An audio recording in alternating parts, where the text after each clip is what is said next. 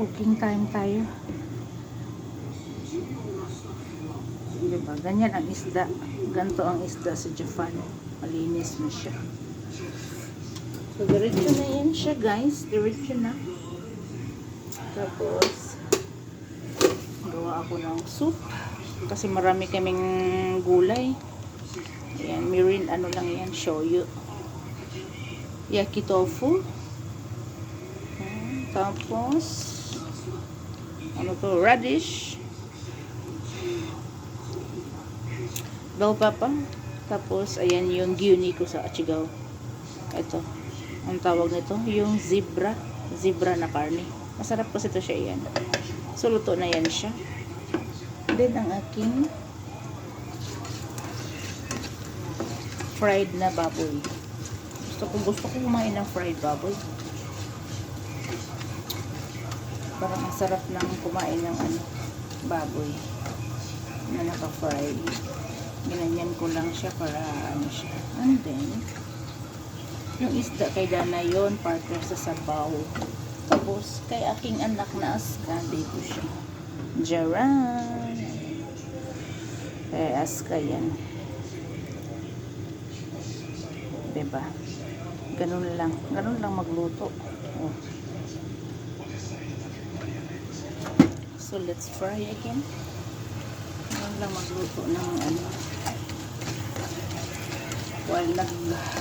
While nag-offer kami, so, pinakuluan ko na tong gulay.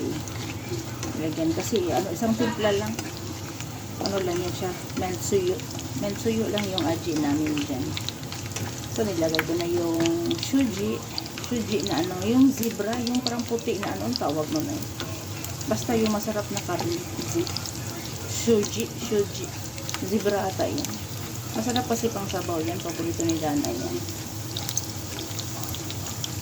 Paborito ni Dana, so malapit na maluto, luto na ang aking kanin. Luto na siya, dito na malapit sa sabaw. Ito siya, zebra, yung matabang ayan siya guys. Masarap siya, masebon. Yung abra talaga niya, nagdidero. So, inubos ko na lang yung pechay namin, yung Chinese pechay. Inubos ko na lang siya kasi hindi ko na siya hiniwa. Kasi lang yung sauce, yung lang naman niya, yung sebon, yung anong tawag niya. Basta tofu, yaki tofu. Yan lang. Tapos, radish. Malambot na siya. Nasa ilalim yung ibang Hindi ko nahaluin kasi una ko yung nilagay. Itong dalawang radish at saka itong shuji. Ito. Hindi ko na siya haluin kasi baka kasi luto na yan eh. So, mag-fry pa. Pa ako ako sa isda. Iihaw ko pa to. Partner ni Dana. Check tayo dito sa